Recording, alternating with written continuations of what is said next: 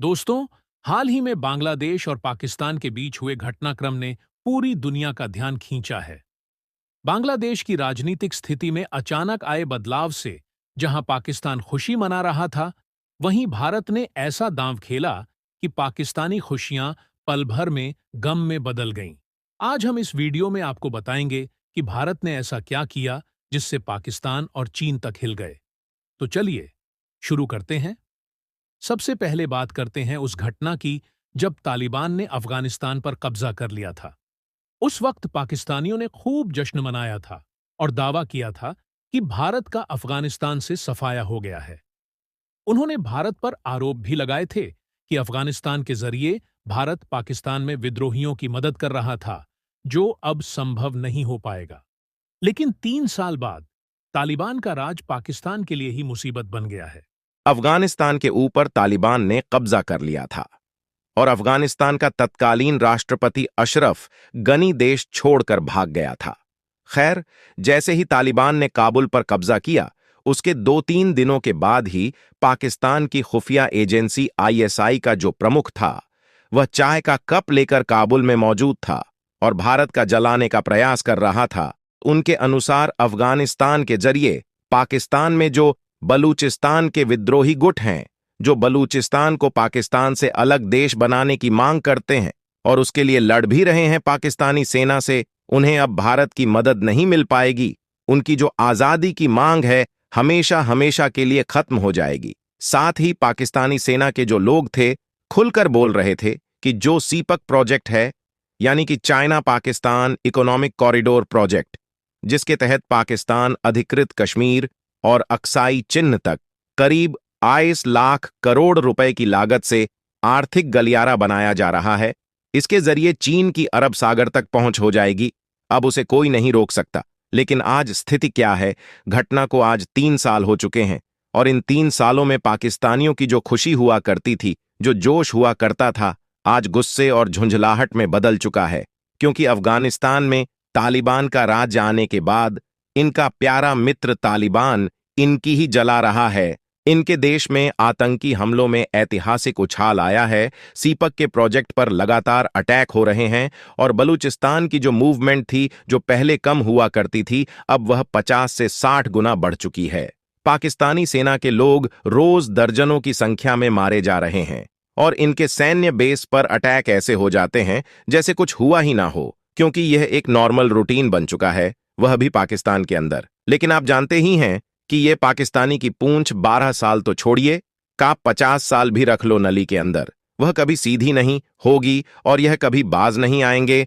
अब बात करते हैं बांग्लादेश की। हाल ही में बांग्लादेश में तख्ता पलट हुआ और प्रधानमंत्री शेख हसीना को इस्तीफा देना पड़ा। पाकिस्तान में इसे लेकर खुशी की लहर दौड़ गई कि भारत के करीबी माने जाने वाली हसीना सत्ता से बेदखल हो गईं। लेकिन पाकिस्तान का ये जश्न ज्यादा देर तक नहीं चला। असल में शेख हसीना को भारत ने सुरक्षित रूप से बांग्लादेश से निकाला और उन्हें शरण दी, लेकिन भारत में नहीं, किसी और देश में भेजा जाएगा ताकि बांग्लादेश के अंदर भारत विरोधी भावना न पनपे। इसके बावजूद पाकिस्तान यह मान रहा है कि अब बांग्लादेश में एक भारत विरोधी प्रधानमंत्री आएगा जो पाकिस्तान का साथ देगा। भारत का समर्थन करने वाली प्रधानमंत्री हट गई है, सेना का राज आ गया है। अब ऐसा प्रधानमंत्री आएगा जो कि भारत विरोधी होगा और भारत के खिलाफ पाकिस्तान का साथ देगा। भारत का विरोध किया क्योंकि भारत ने किसी प्रकार का हस्तक्षेप नहीं किया। बांग्लादेश में यहां तक कि भारत का जो एम्बेसी है ढाका के अंदर, वह सबसे सुरक्षित जगह मानी गई इस प्रोटेस्ट के दौरान, और वहां पर कोई भी अटैक नहीं कर पाया। वहीं भारत ने एक अच्छा काम यह कर दिया कि हमने शेख हसीना को बांग्लादेश से सुरक्षित निकाला जरूर, लेकिन उन्हें भारत में शरण नहीं दी। हम उन्हें किसी तीसरे देश में भेजेंगे ताकि बांग्लादेश के आम लोगों में, खासकर कि वह लोग जो प्रदर्शन कर रहे हैं, उनमें भारत की छवि खराब ना हो, वह भारत को बांग्लादेश विरोधी ना माने। रही बात कि क्या बांग्लादेश में एक एंटी इंडिया प्राइम मिनिस्टर बन जाएगा, तो बन जाने दो। मालदीव में भी तो एक एंटी इंडिया राष्ट्रपति बना। उसने 6 महीने तक भारत के खिलाफ खूब काम किया। 6 महीनों के बाद स्थिति यह है कि वह भारत की शरण में गिड़गिड़ा रहा है कि हमें फूड्स दे दो, हमें टूरिस्ट दे दो। हमारे देश में आकर रोड शो कर रहा है कि भारत हमारी आर्थिक तौर पर मदद करे। ऐसे ही बांग्लादेश को भी आप देखना, अगर वहां पर एंटी इंडिया पीएम बन भी जाता है तो अंततः उसे भारत के चरणों में आना ही पड़ेगा, चाहे कुछ भी हो जाए। ऐसे में मुझे लगता है कि जो बांग्लादेश में हुआ है वह थोड़े समय तक भारत के लिए चिंताजनक जरूर है, क्योंकि पलायन वगैरह हो सकता है वहां के लोगों का, लेकिन लंबे समय तक इससे भारत को कोई नुकसान होगा। मुझे नहीं लगता, क्योंकि भारत की डिप्लोमेसी और भारत का नेटवर्क बांग्लादेश में स्ट्रांग है। बहुत ज्यादा मजबूत शेख हसीना ने भारत क्यों चुना? तो दोस्तों, आपको बता दें, पिछले कई सालों से भारत शेख हसीना का सपोर्टर रही है। बांग्लादेश का बॉर्डर भारत के कई पूर्वोत्तर राज्यों से लगता है। इनमें से कई सारे राज्यों में उग्रवाद एक बहुत बड़ी चिंता का विषय है। ढाका के साथ में फ्रेंडली बिहेवियर इन मुद्दों को सॉल्व करने में काफी हद तक मददगार रहा है। हसीना ने भारत को ट्रेंड अधिकार भी दिए हैं।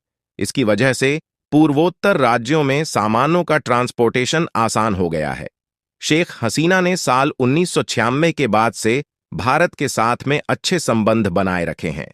2022 में भारत की यात्रा के दौरान उन्होंने बांग्लादेश के लोगों को याद दिलाया कि कैसे भारत ने अपनी सरकार, लोगों और सिक्योरिटी फोर्स के साथ मिलकर 1971 के स्वतंत्रता संग्राम के दौरान बांग्लादेश का समर्थन किया था। हालांकि अपोजिशन पार्टियों ने उनके भारत के साथ में अच्छे संबंधों की समय समय पर क्रिटिसाइज किया है। उनका कहना था कि भारत को बांग्लादेश के लोगों का समर्थन करना चाहिए, किसी एक पार्टी का समर्थन नहीं करना चाहिए।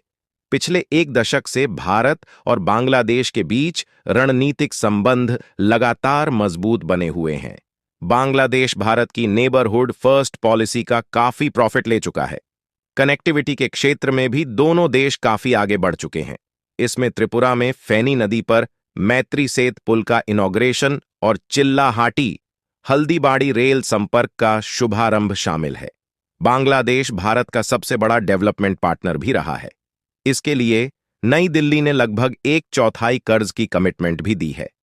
इतना ही नहीं, बांग्लादेश दक्षिण एशिया में भारत का सबसे बड़ा बिजनेस पार्टनर्स है। साथ ही भारत एशिया में अगर दूसरे नंबर पर किसी देश से सबसे ज्यादा व्यापारिक साझेदारी निभाता है दोस्तों। जैसा कि हमने देखा, भारत ने अपनी कूटनीति और सूझबूझ से पाकिस्तान और चीन को करारा जवाब दिया है। भारत का बांग्लादेश में प्रभाव इतना मजबूत है कि वहां के किसी भी राजनीतिक घटनाक्रम से हमें ज्यादा चिंता करने की जरूरत नहीं है। तो बांग्लादेश का हाल मालदीव जैसा होने वाला है। अपनी राय कमेंट में जरूर बताएं और इस वीडियो को एक लाइक करके अपने मित्रों तक शेयर जरूर करें, ताकि उन्हें भी जानकारी मिल सके। इसी तरह और भी नॉलेजेबल वीडियो देखने के लिए चैनल को सब्सक्राइब करके बेल आइकन को ऑल पर सेलेक्ट करें। जय श्री राम।